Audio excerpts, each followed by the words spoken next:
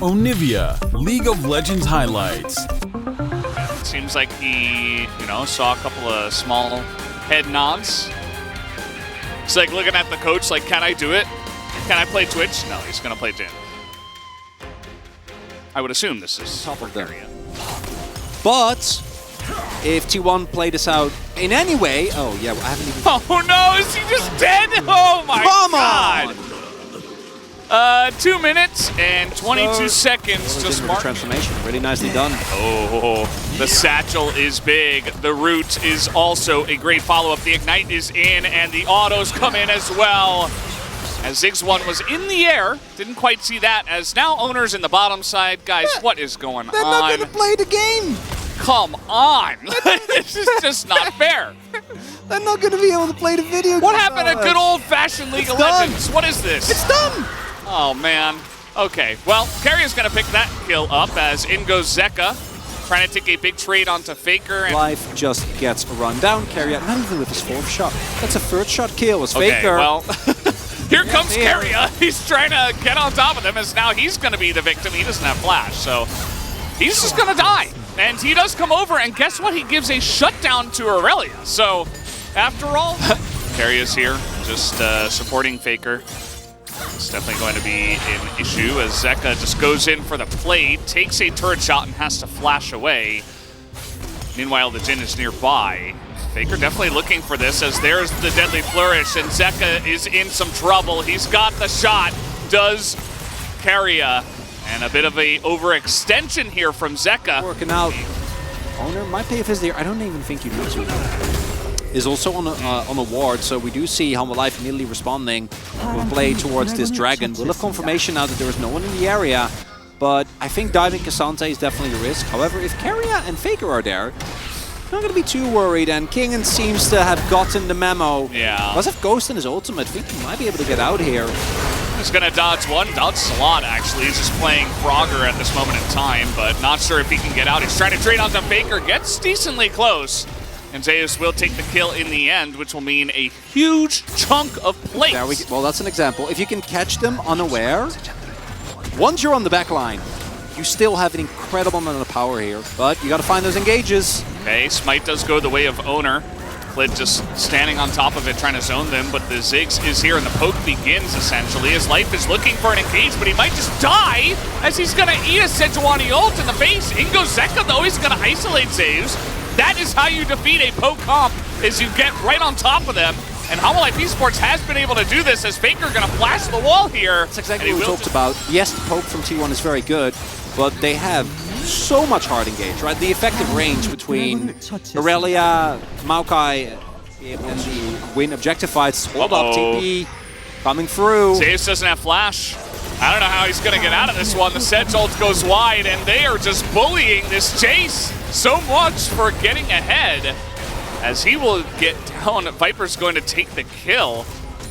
And, not much happening right now on the map. They're like, oh, let's just get on top of this Jace that doesn't have flash. Do note that that was a teleport investment from Kingen, and Faker is still farming in the top half of the map. However, I don't know how much of that is going to matter when it comes to the upcoming fight, because at this point it looks likely that T1 is going to want a 5v5 for that one anyway. Trying to get on top of Gume here as the ult will come out, and Kingen may have overstepped his bounds, but was it a bait all along? Faker going to get chained under the turret, and now Klid is here. He's just dead. That's another kill given over to Viper. Will very gladly. Hanwha Life Esports going to set up the turn. Yeah, they want to fight. They were looking for a turn here. They have all the tools. They absolutely do. The poke not necessarily landing there at all. Zeus not going to hit it. Guma not really going to hit it. That's some nice shots from Carrier, but now they got to get into the pit as down goes Klid. He is so low, and Ziggs is going to get the Baron. Hanwha Life Esports do not turn. They just decide, okay, we're going to stay on the Baron. And because of that, they just go down. And now Harry is just flashing on them. Viper and Kingen just have to run away with their tail between their legs, and the coordination not there. T1 just roll over them. I love the call because I thought they were going to turn. Yeah. But then they didn't. Well, that's probably game. I'm kind of shell-shocked Valdez because as mentioned, like, Zeka has Flash, Klid has Flash, right? You have the Maokai ultimate. If you can start a fight there... All your buttons, and you kill 1 or 2 members of T1, and then maybe you take this next Cloud Drake, and then maybe you take the next Baron. You weren't... This isn't the comp that rushes down Baron at, 21 minutes. There we go. Your favorite Monka emote ready. He immediately teleports. Yeah, here we go. He's level 16, and life is 9. And he's also dead. I think he was level 8. That was underwhelming. That was very... So is it...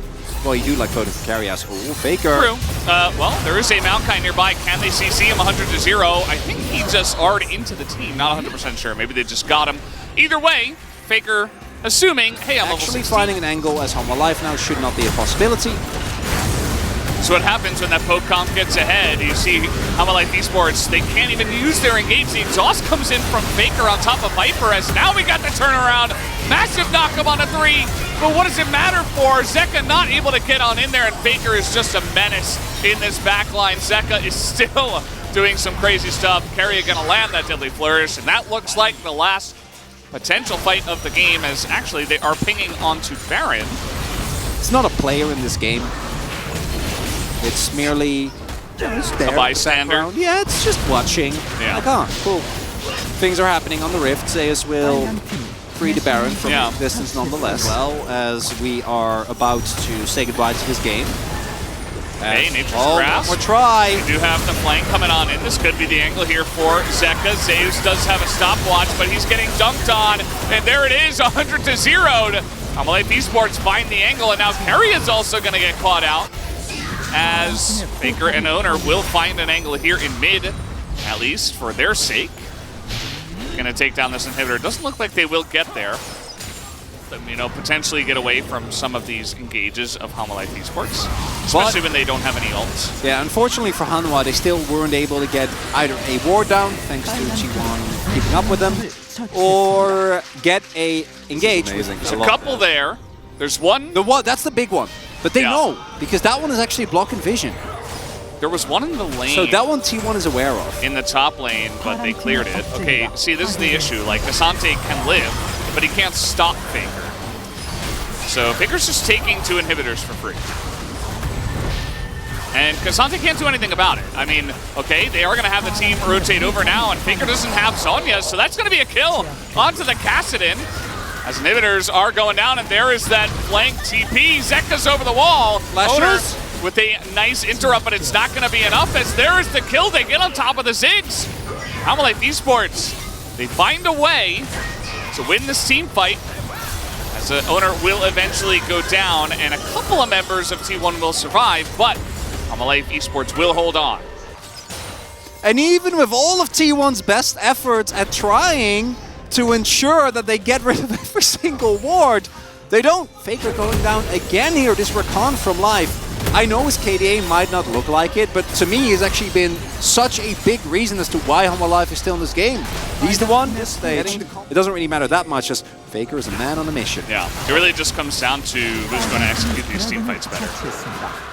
And like I said, I'm going to hold that thought. They are trying to set up onto Faker here once again, as he has not been having a fun time, and he will get charmed and knocked up. There is the chains. He's got Zhonya's this time. That's Flash, just got to stall. Flash as well. He's just ulting away, and one arrow does hit him, and the entire team is in the enemy base. So that's 3 inhibitors down now. And although double teleport's used now. There's Live setting up shop. Yeah, they can TP into the base. But no, there's Nexus turrets available. Viper's getting pretty low. Redemption gonna be huge, by the way. That was picked up here as now the flank comes in. Sejuani ultimate in there, and they are once again in the shooting gallery. Please turn this time out, Hanwha Life Esports. Will you turn? It's going to be Varus who picks up the Baron as Faker's just going to delete the Rakan. The damage is huge from the side of Faker. Can he do it all alone? It's kind of Faker versus Zeka here as the damage from Zeka is trying to get on top of Zeus, but he will go down to the GA. And unfortunately now he is all alone and will eventually get taken out. There's the TP as T1 finally will break the backs and will break the base of Hanwha Life Esports. And after an exhausting chess match, in the end, Hanwha Life feel obliged to go in there. If they don't get that Baron, if they don't fight for it, I think you lose the game anyway with 3 inhibitors down. There's no way that you can hold. And T1, 43 minutes.